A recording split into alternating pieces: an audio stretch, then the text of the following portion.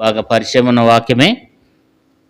మొదటి దినవృత్తాంతముల గ్రంథం 4వ అధ్యాయము 9-10 వచనాలు మనం అందరం కలిసి చదువుకుందాం. మొదటి దినవృత్తాంతములు 4వ అధ్యాయము 9-10 వచనాలు.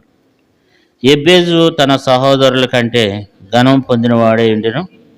వేదన పడి ఇతని కంటినని అతని తల్లి అతనికి ఎబ్బేజు అని పేరు పెట్టెను.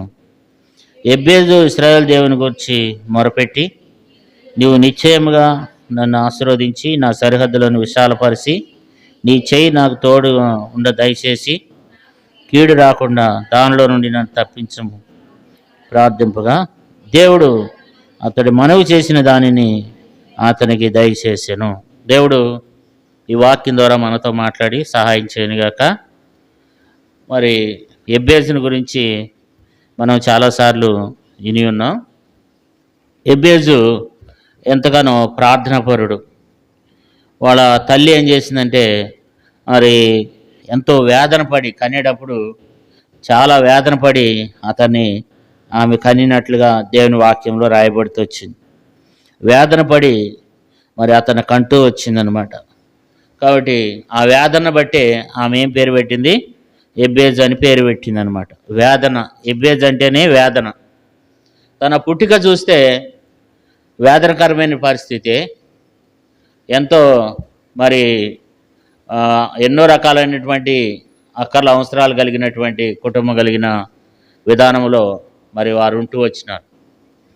వారి కుటుంబం చూస్తే అంత ఘనమైనది కాదు, కానీ తన పుట్టుకతోనే వేదనతో తల్లి ఎంతో వేదన పడుతూ వచ్చింది. కుటుంబం కూడా ఎంతో మరి ఆర్థికంగా కూడా వాళ్ళు మరి వేదనకరమైనటువంటి కుటుంబమే. కానీ మరి తన సహోదరుల కంటే కూడా తను ఘనం పొందినాడంట. తన సహోదరుల గురించి కూడా అక్కడ రాయబడలేదు, కానీ అతని గురించి మాత్రం ప్రత్యేకంగా రాయబడింది ఏంటంటే, అతని గురించి రెండు వచనాలు ఉన్నాయి. ఈ రెండు వచనాల్లో చాలా స్పష్టంగా దేవుడు మాట్లాడుతూ వచ్చినాడు. 9వ వచనం చూస్తే, ఎబ్బేజు తన సహోదరుల కంటే ఘనము పొందినవాడై ఉండెను. కాబట్టి తన సహోదరుల కంటే కూడా ఎంతగానో ఘనం పొంది ఉంటూ వచ్చినాడు. కాబట్టి మరి అతని తల్లి వేదన పడి అతని కంటినని అతనికి ఎబ్బేజు అని పేరు పెట్టిందనమాట. చాలా అద్భుతమైన రీతిలో ఎబ్బేజు జీవిస్తూ వచ్చినాడు. పుట్టే విషయంలో పుట్టినప్పుడు ఎంతో ఘనహీనంగా ఉన్నప్పటికీ ఆత్మీయంగా ఎదిగిన కొద్దీ ఎబ్బేజు ఎంతగానో ఘనమైన వ్యక్తిగా చేయబడుతూ వచ్చినాడు అనమాట. ఎబ్బేజు తన సహోదరుల కంటే కూడా ఘనం పొందినాడు. తన సహోదరుల కంటే కూడా ఎంతో ఆత్మీయంగా, తన సహోదరుల కంటే కూడా ఎంతో దేవునికి లోబడుతూ, తన సహోదరుల కంటే కూడా భక్తి కలిగి, భయం కలిగి, తన సహోదరుల కంటే కూడా ఎంతగానో యథార్థంగా ఆత్మీయంగా దేవుని యందు భయభక్తులు కలిగి జీవిస్తూ వచ్చినాడు. కాబట్టి దేవుడు కూడా ఏం చేస్తూ వచ్చినాడంటే, తన సహోదరుల కంటే తనను ఎంతగానో దేవుడు ఆశీర్వదిస్తూ వచ్చినాడు.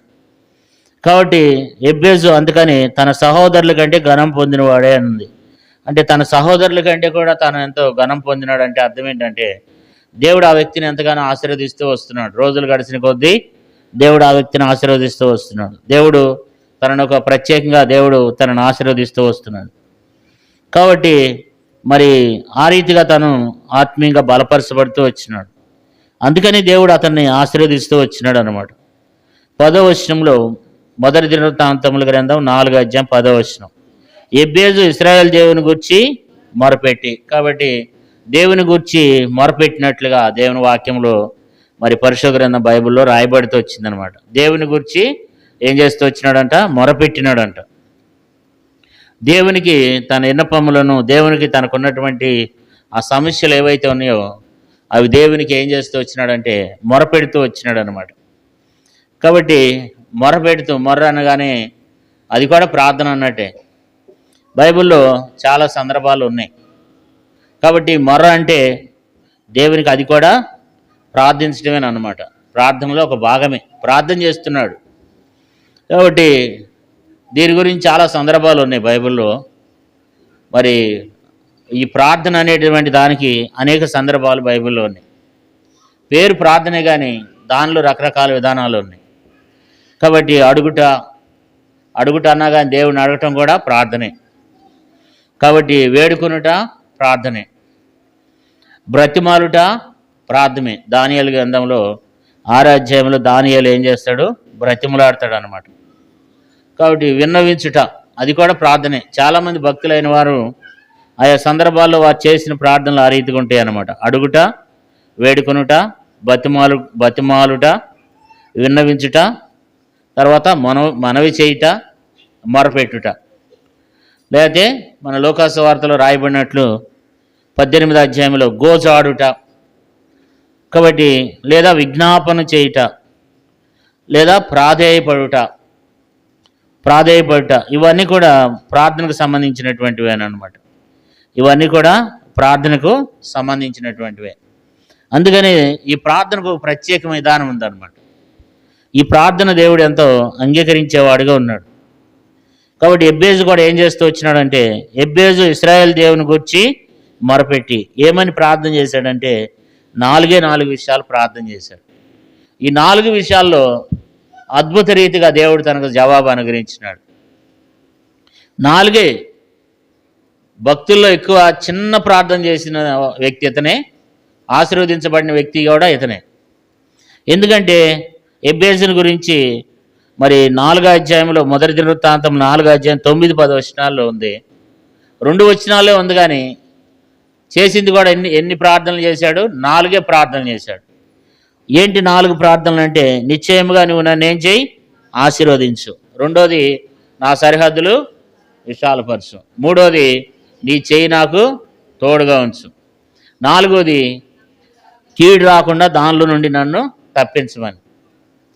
పెద్ద ప్రార్థన చేయలేదు, కానీ చిన్న ప్రార్థనే చేశాడు. నిజంగా ఈ 4 అన్నీ ఇమిడి ఉన్నాయి అన్నమాట కదా. ఎవరికైనా ప్రతి ఒక్కరికి కావాల్సింది ఈ 4. 4 పిల్లర్స్ లాంటివి అన్నమాట. ఒక ఇంటికి 4 పిల్లర్స్ ఏ రీతిగా అవసరమో, మరి ఈ ప్రార్థన కూడా 4 అవసరం అన్నమాట. ఇది మనం కంఠత్వం చేసి మన హృదయంలో ఎప్పుడు దీన్ని భద్రపరుచుకుని మనం కూడా ఆ రీతిగా మనం కూడా దేవుని అడగాలి. ఏమని అడుగుతున్నాడు? నిశ్చయముగా నువ్వు నన్ను ఏం చేయి? నిశ్చయముగా నువ్వు నన్ను ఆశీర్వదించు. 2వది, నా సరిహద్దులని విశాలపరుచు, అంటే నెమ్మది దయచేయి.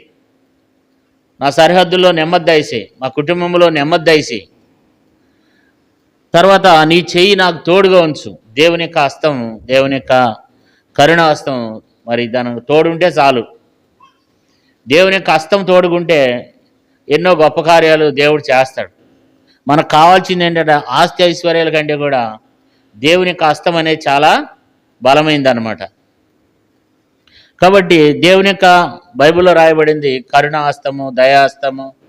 కాబట్టి అనేక సందర్భాల్లో దేవుని యొక్క హస్తం అన్నమాట. అది ఆ దేవుని యొక్క హస్తం ఎవరికైతే తోడుగుందో వాళ్ళు ఎంతగానో ఆశీర్వదించబడతారన్నమాట. దేవుని హస్తం తోడుగా ఉండాలి కదా. ఎబ్బేజుకి కూడా దేవుని యొక్క హస్తం తోడుగా ఉంటున్నాడు. అడుగుతున్నాడు, నీ చెయ్యి నాకు తోడుగా ఉంచమంటున్నాడు. కాబట్టి నాకు కీడు రాకుండా దానిలో నుండి నన్ను తప్పించమని ప్రార్థన చేశాడు. ఎంత చిన్న ప్రార్థనలో ఎంత అద్భుతమైనటువంటి ఆశీర్వాదాన్ని పొందాడు. ఆ ప్రార్థన దేవునికి ఎంతో ఇష్టమైంది అనమాట. ఎంతగానో ఇష్టమైంది కదా. అందుకని ఏముంది కింద లైన్లో, చివరి లైన్లో, దేవుడు అతడు మనవి చేసిన దానిని అతనికి దయచేసింది. దేవుడు దాన్ని చాలా అంగీకరించాడు. దేవునికి ఆ ప్రార్థన చాలా ఇష్టమైంది అనమాట. కాబట్టి మనం ఎక్కువ తను చేసిన 4 పాయింట్లు ఉన్నాయి. 4 ఖచ్చితంగా ఆశీర్వాదాలన్నీ దాంట్లోనే ఉన్నాయి. మనకు కావాల్సినవన్నీ ఏంటి? ఈ 4. ఈ 4 అన్ని దీవెనలు ఉన్నాయి అన్నమాట. ఈ 4 అన్ని ఆశీర్వాదాలు ఉన్నాయి అన్నమాట.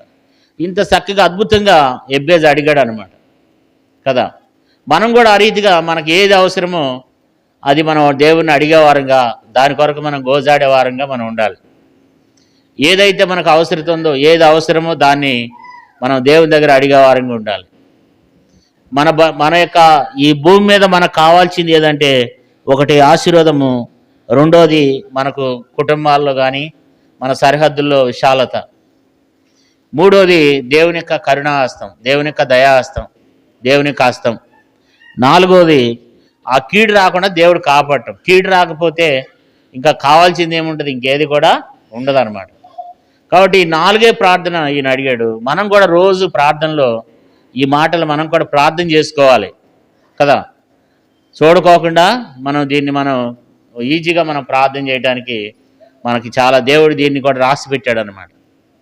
కాబట్టి మనం కూడా ప్రార్థన చేయాలి. ప్రభా, నిశ్చయముగా నువ్వు నన్ను ఆశీర్వదించు, నా సరిహద్దులన్నీ విశాలపరుచు, మీ చెయ్యి నాకు తోడుగుంచు, కీళ్ళలో నుంచి నన్ను తప్పించమని మనం ఖచ్చితంగా ఈ మాట మనం దేవునికి జ్ఞాపకం చేసే వారంగా ఉండాలన్నమాట.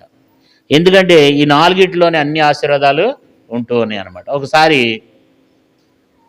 ఒక దేవదూత వచ్చినాడంట. ఒక చిన్న ఉదాహరణ చెప్తాను. దేవదూత ఆశీర్వాదం ఇవ్వాలని వచ్చిందంట. ఆశీర్వాదం ఇవ్వాలని వస్తే మొట్టమొదట ఒకళ్ళ ఇంటికి వెళ్ళి తలుపు కొట్టిండంట. అయ్యా, నా దగ్గర 3 ఆశీర్వాదాలు ఉన్నాయి, 3 ఆశీర్వాదాలు ఉన్నాయి, మీకు ఒక 2 ఆశీర్వాదాలు ఇద్దామని వచ్చినాను అన్నాడంట. ఈయన వెళ్ళి తలుపు కొట్టిన టయానికి, దేవదూత వెళ్ళి తలుపు కొట్టిన టయానికి భార్యాభర్తలు ఇద్దరు బాగా గొడవాడుకుంటున్నారంట. భర్త అన్నాడంట, ఇది వెంటనే కుక్క అయిపోవాలన్నాడంట. ఆమె కుక్క అయిపోయింది. ఇంకొక వరం ఉంది కదా, నువ్వు కూడా కోరుకోమంటే ఆమె ఏమందంటే ఇటు పిల్లి అయిపోవాలందంట. ఆయన పిల్లి అయిపోయినాడు. ఇచ్చిన రెండు ఆశీర్వాదాలు ఏమైపోయినాయి? అవి వరదాగా వేస్ట్ అయిపోయింది. సరే, పక్కింటికి వెళ్ళాడంట. పక్కింటికి వెళ్ళి తలుపు కొట్టిండంట. అయ్యా, నా దగ్గర 3 ఆశీర్వాదాలు ఉన్నాయి, 2 ఒకళ్ళకి ఇచ్చేసాను, అవి అయిపోయినాయి, ఇంకొకటి ఉంది, నువ్వేం కోరుకుంటావు చెప్పు, అది నీకు ఇస్తానన్నాడంట. అప్పుడు ఈయన కొంచెం ఆలోచించి, ఒక్క నిమిషం అండి అని చెప్పి లోపలికి వెళ్ళి వాళ్ళ భార్యని అడిగాడంట. వాళ్ళ భార్యని అడిగి నీకేం కావాలని అడిగితే వాళ్ళ భార్య అందంట నాకు బంగారం కావాలండి అందంట. సరే, వాళ్ళ అమ్మ దగ్గరికి వెళ్ళి అడిగిండంట. అమ్మ, నీకేం కావాలి అన్నాడంట. వాళ్ళ అమ్మ అందంట, నాకు 2 కళ్ళు కనిపించవురా, నాకు సూపు కావాలరా అందంట. మరి ఈయనకు కూడా కోరికుంది ఏంటంటే, వాళ్ళకి పిల్లలు లేరు, ఈయనకు కూడా కోరికుంది ఏంటి? ఆ కోరిక అంటే ఈయనకు ఒక కొడుకు కావాలి. ఎవరు కావాలి? కొడుకు కావాలి. ఇప్పుడు ఎన్ని అక్కర్లు ఉన్నాయి? 3 అవసరాలు ఉన్నాయి. అక్కడ ఉన్నది ఎంత? 1. ఇప్పుడు వచ్చాడు, చెప్పయ్యా అన్నాడు. ఏమి లేదండి, నా కొడుకు బంగారు పుయ్యాలు ఒకటం మా అమ్మ చూడాలన్నాడంట. ఎంత సింపుల్గా అడిగాడు. నా కొడుకు బంగారు పుయ్యాలు ఒకటం ఎవరు చూడాలి? మా అమ్మ చూడాలన్నాడంట. ఇప్పుడు 3 కోరికలు తీరినాయా లేదా? అట్లా మనం అడిగేదాన్ని బట్టి, అందుకని యేసుప్రభువు వారు ఏమంటాడంటే, అడుగుడి మీకు ఇయ్యబడును అన్నాడు. కాబట్టి మనం అడిగేది దేవుని ఇష్టానుసారంగా మనం అడగాలి. ఆ వ్యక్తి అడిగింది 3 విషయాలు. ఒకే వారంలో ఎన్ని పొందుకున్నాడు? 3 పొందుకున్నాడు. మనం కూడా అట్లాగే దేవుని దగ్గర మనం ఆశీర్వాదాలు మనం పొందుకునే వారంగా ఉండాలి. దేవుడు అంతగా మనల్ని ఆశీర్వదించాలంటే మనం ఏం చేయాలి? మనం కూడా ఆత్మీయంగా బలపరచబడాలి, దేవుని యందు భయభక్తులు కలిగి ఉండాలి, దేవునికి మనం ఎంతో విధేయత కలిగి ఉండాలి, దేవుని యందు మనం నమ్మిక కలిగి ఉండాలి, ఆయన మార్గంలో యందు నడుచుకోవాలి, నీతిమంతులుగా ఉండాలి. అప్పుడు దేవుడు మన ప్రార్థన కూడా ఆలకిస్తాడు. ఈ రాత్రిక సమయంలో దేవుడు మనలను కూడా ఆ రీతిగా దేవుడు దీవించాలని కోరుకుంటున్నాడు. మనలను కూడా దేవుడు ఆశీర్వదించాలని దేవుని ఉద్దేశం. అందుకని దేవుడు మొట్టమొదట ఏమన్నాడు? ఆదికాండం 1:22 వచనంలో మీరు ఫలించి అభివృద్ధి పొందండి అని ఆశీర్వదించాడు దేవుడు. ఆదికాండం 1:28 వచనంలో కూడా ఆ మాట పలికాడు దేవుడు, ఆశీర్వాదం మాట. సాల్లమ్మ ఆదికాండం 9:1 వచనంలో కూడా దేవుడు ఆశీర్వదించాడు కదా. దేవుని యొక్క ఆశ ఏంటి? మనం ఆశీర్వదించబడాలని, దీవించబడాలని, మనం శపించబడాలని, మనం నాశనం అయిపోవాలని దేవుని ఉద్దేశం కాదు. మనం ఎంతో ఆశీర్వాదకరంగా ఉండాలని, మనం ఏం చేయాలి? ఫలించాలని. అందుకని యేసుప్రభువు వారు ఏమంటాడు? మీరు బహుగా ఫలించడం వలన నా తండ్రి మహిమపరచబడును అంటాడు. కాబట్టి మనం ఫలించాలి. మనం ఇంకా ఆత్మీయంగా మనం అన్ని విషయాల్లో వర్ధిల్లినప్పుడు దేవుడు కూడా ఏం చేస్తూ ఉంటాడు? మనలను దీవించి ఆశీర్వదిస్తూ ఉంటాడు అన్నమాట. అటు దేవుని యొక్క దీవెనకరమైనటువంటి వ్యక్తులంగా, దీవెనకరమైనటువంటి బిడ్డలంగా నీవునే మనం కలిగి ఉండాలని దేవుడు కోరుకుంటున్నాడు. ఆ రీతిగా దేవుడు అట్టి ఆశీర్వాదాలని మనం పొందుకోవాలనే దేవుని యొక్క ఉద్దేశం అన్నమాట. అలాంటి దీవెనలన్నీ కూడా మనం పొందుకోవాలని దేవుడు ఆశపడుతున్నాడు కదా. కాబట్టి యాకోబు కూడా అంటాడు, నిశ్చయంగా నువ్వు నన్ను ఆశీర్వదించు, ఈ రాత్రి నువ్వు నన్ను ఆశీర్వదిస్తే కానీ నేను నిన్ను పోనీని అంటాడు అన్నమాట కదా. కాబట్టి దేవుడు ఆశీర్వదించేటువంటి దేవుడు అనమాట. దేవుడు ఆశీర్వదించేటువంటి దేవుడు. ఆయన ఎంతగానో ఆశీర్వదిస్తాడు. ఆయన యెహోవా దక్షిణ హస్తము సాహస కార్యములు చేయనని దేవుని వాక్యం రాయబడింది. దేవుని యొక్క దక్షిణ హస్తం సాహస కార్యాలు చేస్తుంది అనమాట. కాబట్టి మనం కూడా దేవుని దగ్గర మనం ప్రార్థించే వారంగా, అడిగే వారంగా ఉండాలి. ఎబ్బేజు కూడా అడుగుతూ వచ్చినాడు. మరి ఈ 4 విషయాలు దేవుని దగ్గర పెట్టాడు. ఈ 4 విషయాలు దేవుని దగ్గర మనవి చేసినప్పుడు దేవుడు మరి అతడు మనవి చేసిన దాన్ని అతనికి దేవుడు ఏం చేశాడు? దయచేసినాడు కదండి. మన ప్రార్థన ఆలకించాలంటే ఎంత సులువుగా మన ప్రార్థన దేవుడు అంగీకరిస్తాడంటే అంత సులువుగా. అందుకనే దేవుడు ప్రార్థన ఆలకించేవాడు అనమాట. ఈ రాత్రికాల సమయంలో కూడా మనం కూడా అట్టి ఆశీర్వదింపబడినటువంటి బిడలంగా మన ప్రార్థనలో, వ్యక్తిగతంగా ప్రార్థనలో ప్రతిరోజు కూడా మనం కూడా ఆ రీతిగా ప్రార్థన జీవితాన్ని కలిగి ఉండాలి. తన సహోదరుల కంటే కూడా ఏం పొందినాడంట? ఘనము పొందినాడు. సహోదరుల కంటే కూడా దేవుడు అతన్ని ఆశీర్వదించాడు, దీవించాడు. కానీ తన పుట్టిక ఎట్లా ఉంది? తన పుట్టినప్పుడు ఏ స్థితిలో ఉన్నారు? వేదన పడి అతని కంటినని అతని తల్లి అతనికి ఏం పేరు పెట్టింది? ఎబ్బేజ్ అని పెట్టింది. పుట్టినప్పుడు వేదనే, తర్వాత ఎంతో ఆశీర్వాదం, ఎంతో దీవెన అనమాట. పుట్టినప్పుడు ఎంతో మరి తల్లి వేదన పడింది. తన జీవితం కూడా కొన్ని రోజుల పాటు వేదనగానే ఉంది, బాధకరమే. కానీ దేవుడు ఆ వ్యక్తిని ఆశీర్వదించినాడు. తన సహోదరుల కంటే ఘనం పొందినాడు అని బైబిల్లో రాయబడుతూ వచ్చింది.